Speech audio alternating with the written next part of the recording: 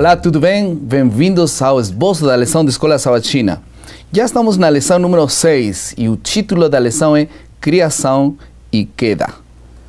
Estamos mais uma vez bem acompanhados nos comentários com Michelson Borges, quem é jornalista de profissão e é também editor da Casa Publicadora Brasileira, também um pesquisador da área de criacionismo.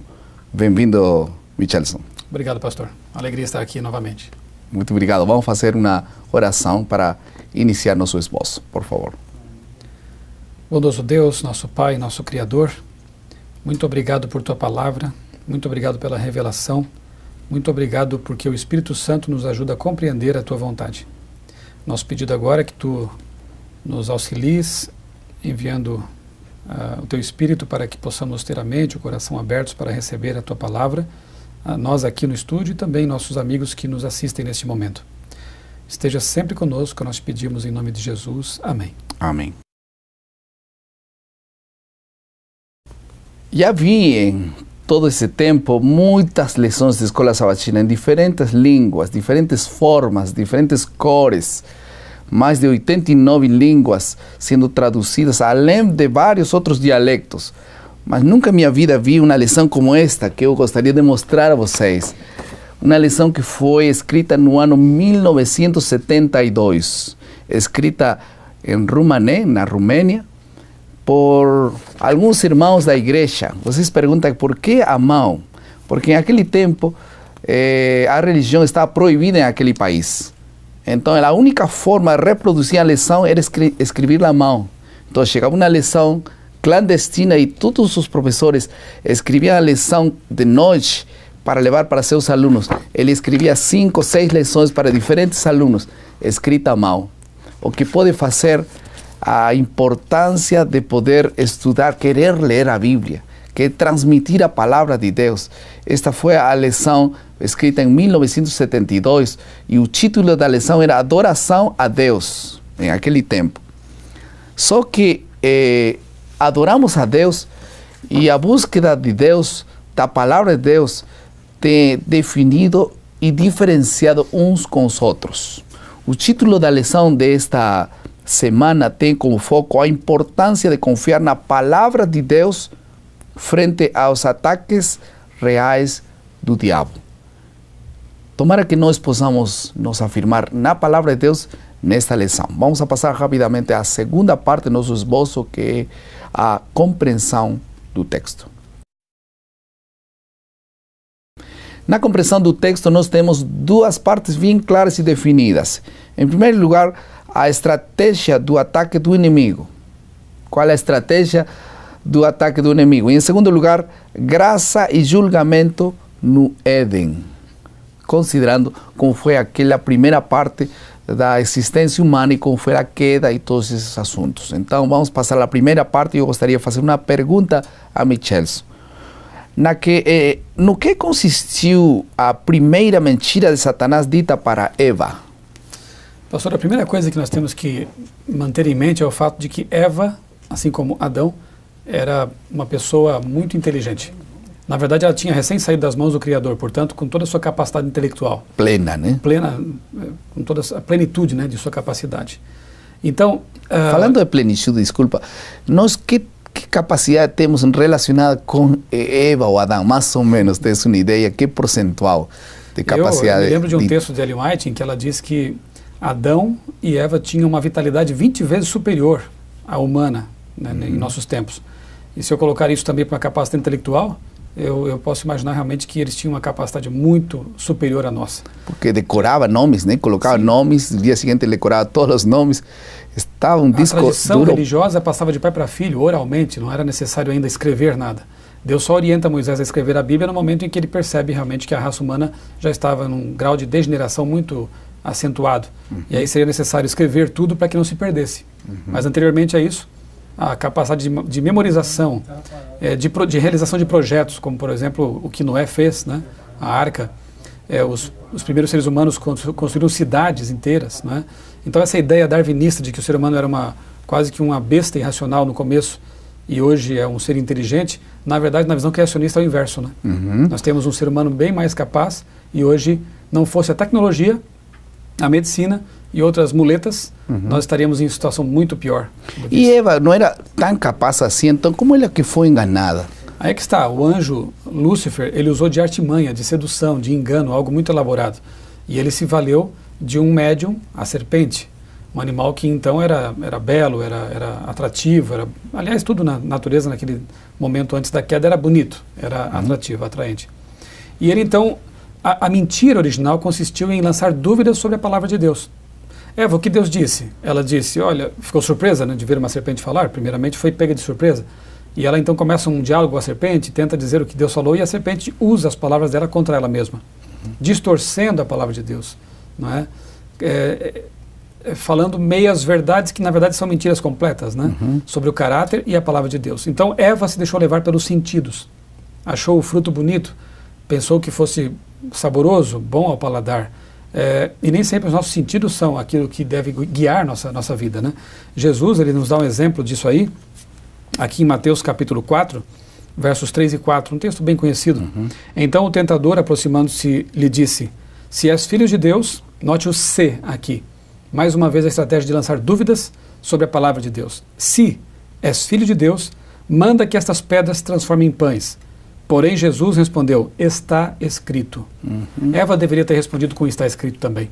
Deus falou. Deus falou, esta é a verdade absoluta na qual eu confio, e não tanto em meus sentidos ou em minha razão humana. Aliás, alguém disse que o fato de duvidar não é pecado, né? Alguém disse que dúvida é uma pergunta sincera, descrença é não querer saber a resposta. Não é pecado o fato de Eva ter duvidado. Pecado foi ela ter dado realmente atenção à mentira e ter se afastado de Deus. Aí está o pecado. Então, o nosso telespectador, que eventualmente tem dúvidas sobre vários assuntos, até bíblicos, né? Isso não é pecado. Agora, você precisa ir atrás das evidências, segui-las e encontrar realmente a verdade que você procura. Tomé passou por isso, teve dúvidas, mas quando Jesus apresentou as evidências necessárias, ele creu de todo o coração, se ajoelhou diante de Jesus e o declarou Deus. Amém. Então, não é pecado duvidar, mas você deve buscar as respostas no local correto. E o melhor local para encontrar respostas é a palavra de Deus. Vamos passar à segunda parte dessa compreensão, graça e julgamento no Éden. O que as perguntas que Deus fez ao casal revelam sobre as intenções dele? Algumas perguntas claves que fez ali no Gênesis capítulo 3, verso 9, né? Sim, é interessante, né? Porque quando Eva e Adão, eles pecam, sentem realmente que haviam se afastado de Deus e cometido pecado, eles procuram se esconder. Procuram, através de uma tentativa de justificação pelas obras, né?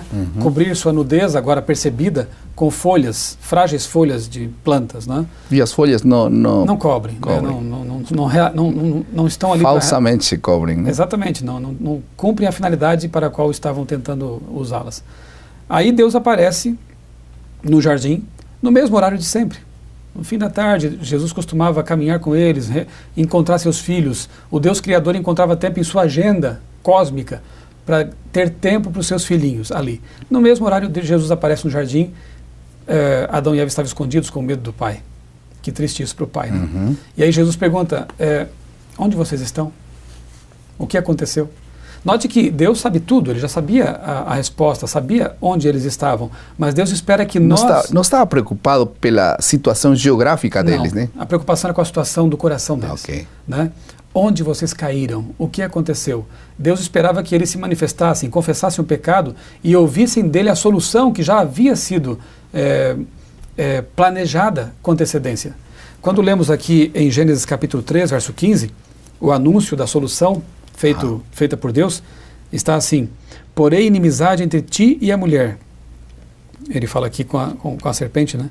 Entre a tua descendência e o seu descendente. Este te ferirá a cabeça, e tu lhe ferirás o calcanhar.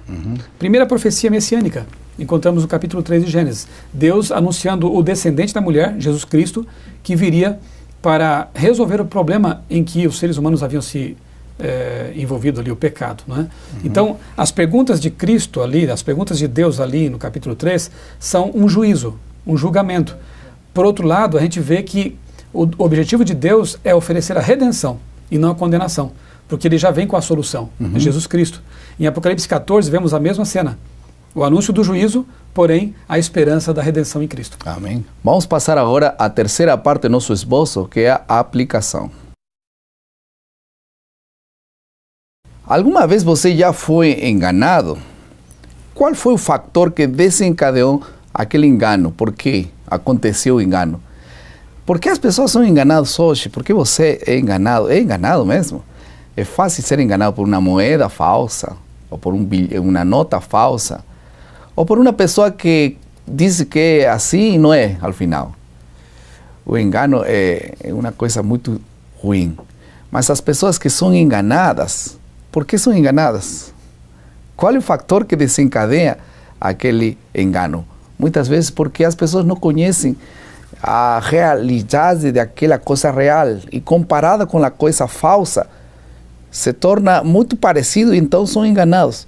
Por isso a Bíblia diz: muitos serão enganados nos últimos dias por causa de não ter a certeza, a convicção na palavra de Deus. Por isso nós temos que não negligenciar no estudo diário da Bíblia, no estudo diário da lição da escola sabatina. Esse é um fator fundamental para evitar ser enganados nos últimos dias. Vamos a passar à última parte do nosso esboço, que é a criatividade. Algumas vezes a palavra de Deus contradiz nossos sentidos. É evidência que a palavra está certa e nós estamos errados. Quando ambas estão alinhadas, há um crescimento espiritual evidente. Por isso é que nós temos que tomar decisões importantes cada dia. Vou à presença de Deus, leio a Bíblia ou não? Se você lê a Bíblia e vai à presença de Deus, Deus vai clarificar, nos vai ajudar a fazer uma diferença clara entre o bem e o mal. Aí está uma palavra que usa o apóstolo Paulo em Filipenses para dizer a facilidade do Espírito Santo coloca no coração para diferenciar entre o errado e o certo. Essa é a capacidade divina, sabedoria. Deus coloca em seu coração sabedoria, mas Ele não obriga, Ele oferece.